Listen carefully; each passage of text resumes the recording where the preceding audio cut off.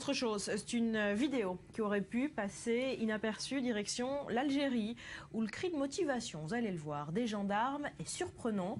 Ils appellent tout simplement au meurtre des Juifs. Mathias, vous avez des images.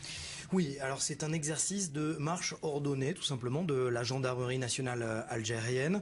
Et les gendarmes algériens utilisent tout simplement les Juifs comme moyen de se motiver, scandent, vous l'avez dit, des appels au meurtre, plus que des mots. Barbara, je vous propose tout simplement d'écouter un extrait.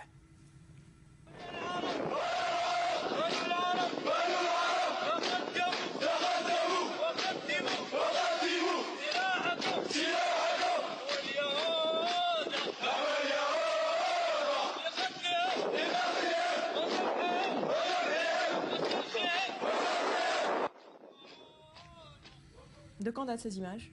Du 1er novembre 2015. Et non, hors antenne, Julien me demandait s'il s'agissait d'une blague. Non, ce n'est pas une blague, c'est très sérieux.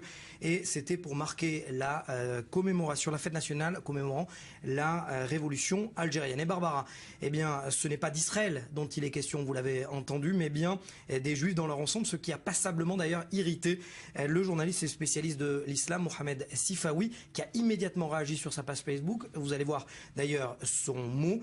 Il réagit et il dit « J'ai honte pour ce pays qui fut jadis le mien et qui a vendu son âme et ses valeurs. J'ai honte pour ce pays méditerranéen, intolérant, corrompu et antisémite alors qu'il a payé un lourd tribut durant les années 90 face à l'hydre islamo-terroriste. » On pense notamment au FIS et au GIA.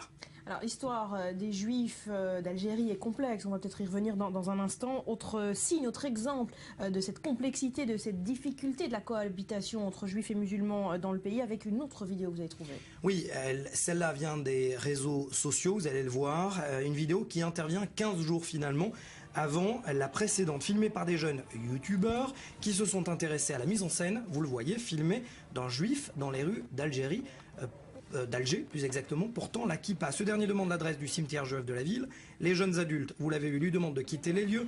Les plus âgés l'ignorent et puis les plus jeunes, pire, le chassent en lui jetant des pierres. Un rappel d'histoire, vous l'avez dit, de la complexité entre juifs et arabes d'Algérie. Les juifs d'Algérie ont reçu la nationalité française après le décret Crémieux voté en 1870. Un sentiment de trahison est alors vécu par la communauté arabe. Des juifs ciblés, surtout chassés au cours de la guerre d'Algérie. Et cette question, sentiment nationaliste ou alors pur antisémitisme, la question reste toujours posée. Merci Mathias.